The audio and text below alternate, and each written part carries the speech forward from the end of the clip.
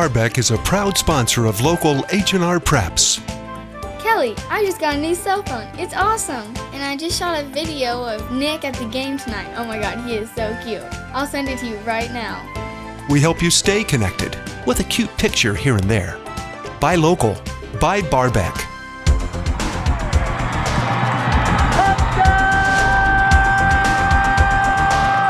Hello, welcome to this week's Preps Preview alongside Justin Conn. I'm Leroy Bridges. Getting into the final couple weeks here. We got semifinals coming up on Saturday. We got a couple teams left, 3 teams left in our area. But first, look back at this past weekend. PANA Panthers, their season comes to an end. Great year for Coach Stupak. Right. I know you're hurting over that, Leroy. I know. You're a PANA man. That's a tough loss. It is a tough loss, and I know that I was very vocal that I thought it was going to be a close game. It didn't work out that way. I think that Carthage is good at doing that to teams, kind of overwhelming them early, and then making it tough to really breathe at all. And then the next thing you know, you're down and can't make much of a run at them. And great 2-year run here for PANA right now. 2 quarterfinals in a row. They never made the quarterfinals before, so this is really breaking new ground for them. And Coach Al Stupak, who doesn't like to take all a lot of the credit, but you know what? They had never done it before, and This is a guy who came in here. Whatever he did, he's doing it right, and he's got really good athletes right now. PANA has a good run of athletes going here. It seems like every year they've been reloading. We'll see if they can do that again next year, because this was a lot of good seniors on this team, so they're going to have to reload. But at this point, PANA now has sort of moved into that level of top programs in the area. Yeah, I think 2 years ago, after a 5-5 season, he was like, I don't know about this year. They win 8 games, go 8-4, then had to kind of reload again, and 10 wins. First 10-win season ever in that program's history. And I just kind of look back, they beat Greenville twice this year. And that's a huge hurdle to get over for them. Yeah. Greenville had owned them the previous, I think, 8 seasons, something around there, and dominated the South Central Conference. That conference has a new player in it, and PANA's going to come back next year with some confidence with the ability to win that. So, I mean, big ups to them. We'll transition into that to our top 5s this week. I would assume PANA's got a place on both of them, but I don't want to get too far ahead of myself. My top 5 is pretty by the books. I mean, I just decided getting back to the basics. Getting back to basics. Okay. Number 5, Mount Zion. That's a team that lost, of course, in the second round, but to a team that is still playing and is one of the best programs in the state.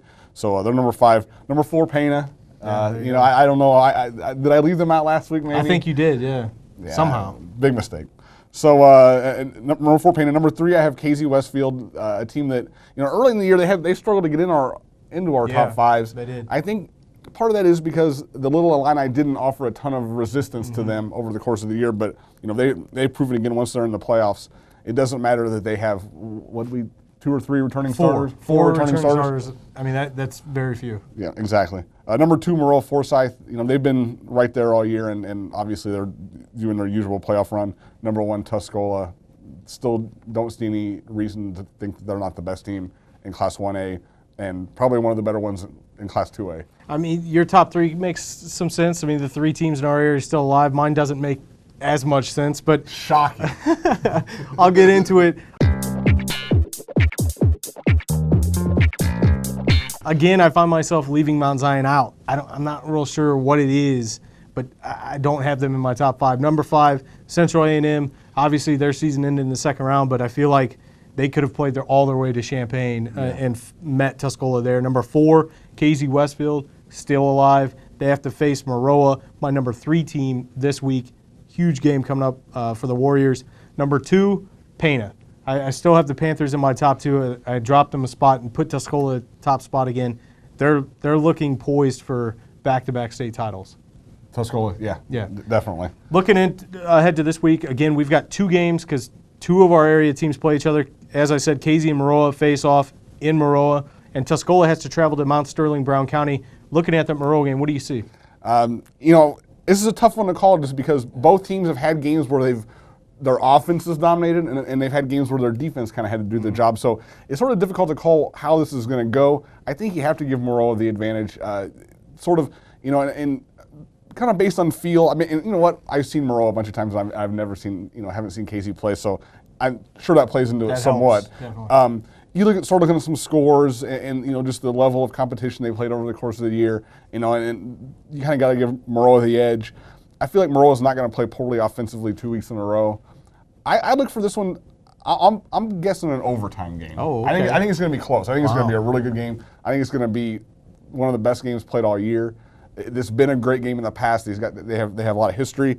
I think it's going to be a shootout too. I think they're going to score a lot of points. That sounds like an exciting game, shootout in overtime. I don't know if Tuscola at Mount Sterling Brown County is going to be as good as it was last year.